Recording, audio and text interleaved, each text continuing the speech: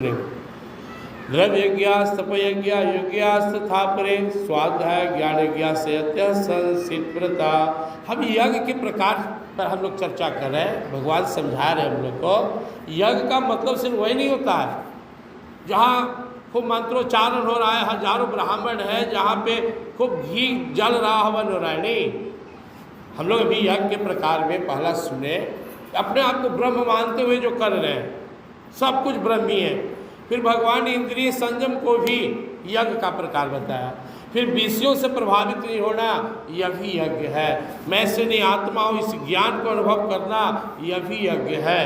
और ज्ञान के साथ कर्म करना, सारा संसार परमात्मा की है, सब परमात्मा के है।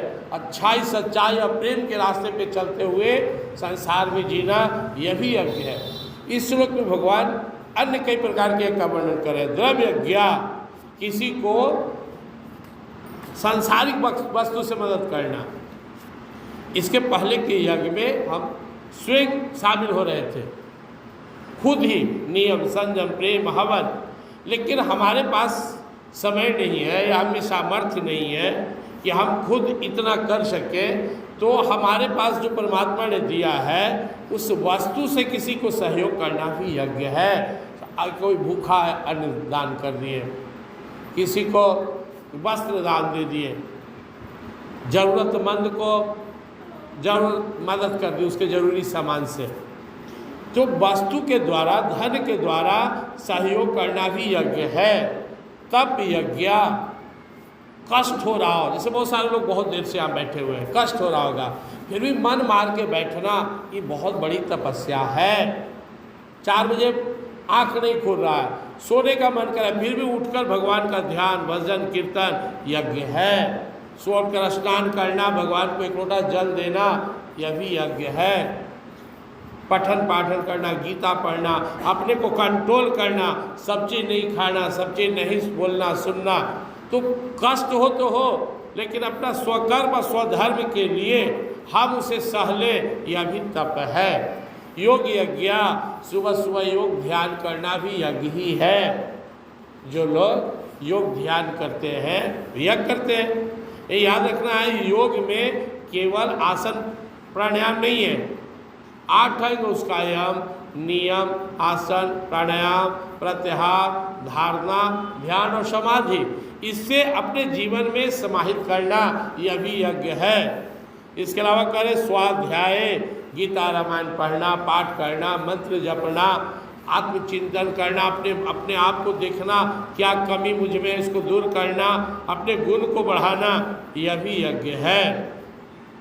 और क्या प्रमाण कह रहे हैं प्रभु, करें कि इसके अलावा यज्ञ संसित व्रत,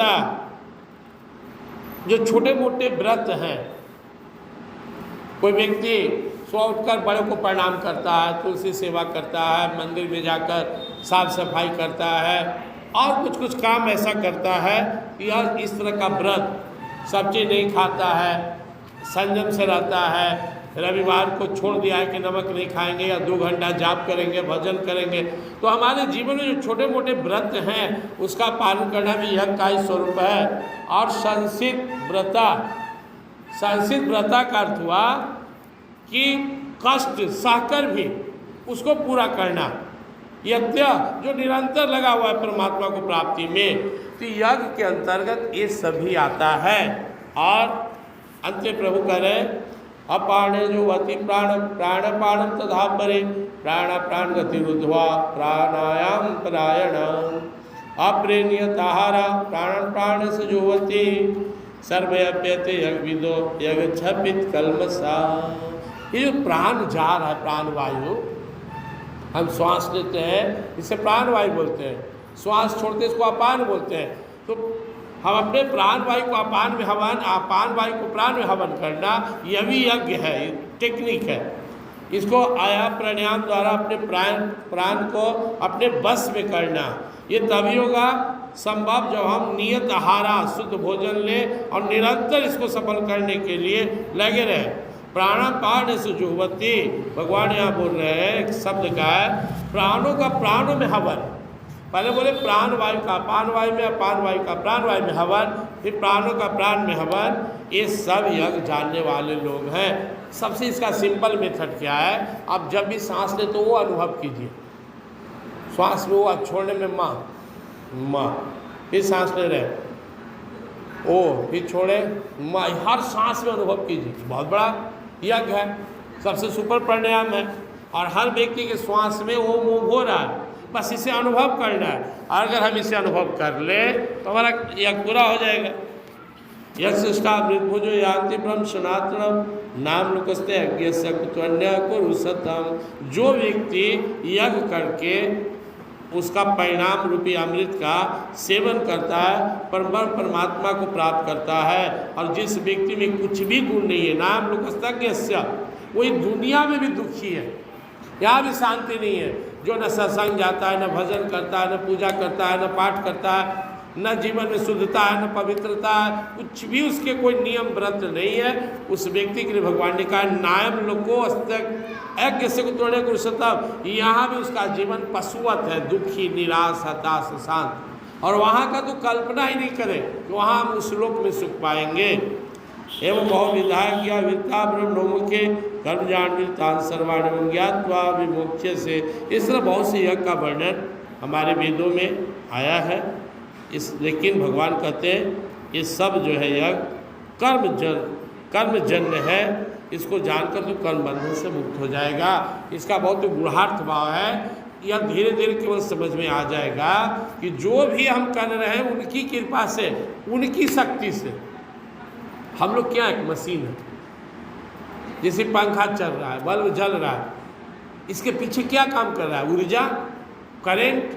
वैसे हमारे पीछे परमात्मा की शक्ति काम कर रही है। जब परमात्मा की शक्ति से सब हो रहा है तो अपना कोई ईगो नहीं रखना है, धीरे धीरे कर्ता अभिमान से मुक्त हो जाना है कि वो जैसे नचा रहा है मैं नाच रहा हूँ। कोई भी कोई पूजा, कोई पाठ, कोई भी जप, कोई भी तप, उसकी कृपा से हो रही है। यह अनुभव करना, बार बार मैं इसकी चर्चा करता हूँ कि संसार परमात्मा के, मैं परमात्मा का, मेरे अंदर करने की सामर्थ्य परमात्मा का, जो मुझे ड्यूटी काम मिला हुआ है भी परमात्मा का। तो इसे परमात्मा की खुशी के लिए करना ये सबसे बड़ा यज्ञ है। भगवान करे जब ये समझ में आ जाएगा, ये सब कर्म जान विदितान सर्वान एवं ज्ञात्वा विमोक्ष से। ये सारे कर्म के जितने भी प्रकार के यज्ञ हैं वो एक तरह से कर्म ही हैं। इस कर्म के पीछे जो ऊर्जा काम कर रही है वो परमात्मा की ऊर्जा है और परमात्मा की ही कृपा से हो रही है। जो भी यज्ञ आदि कर रहे हैं सब कुछ परमात्मा ही परमात्मा है। इसे अनुभव हो जाने के बाद जीव संसार से मुक्त हो जाता है, फिर उसके अंदर कोई बंधन नहीं रहता। अब यहाँ के बाद हम लोग सुनेंगे अगले दिन कि यज्ञ का उद्देश्य क्या है, तो ज्ञान की प्राप्ति।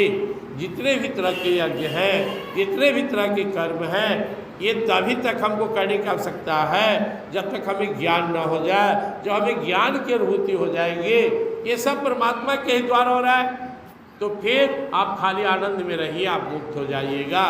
तो अगले दिन हम लोग इसको सुनेंगे। सबका सार ज्ञान है और ज्ञान की शुरुआत कहाँ से होता है, मैं से नहीं हूँ, आत्मा हूँ, यहीं से शुरुआत होता है। और ज्ञान का अंत कहाँ होता है, सब तुम ही तुम हो, यही ज्ञान समाप्त होता है। जो है मेरे ही प्रभु, सिया राम में सब जग जानी, वासुदेव सर्वम, सब मेरे ही प्रभु हैं। यही ज्ञान का अंतिम स्वरूप होता है। प्रेम श्री वृंदावन विहारी।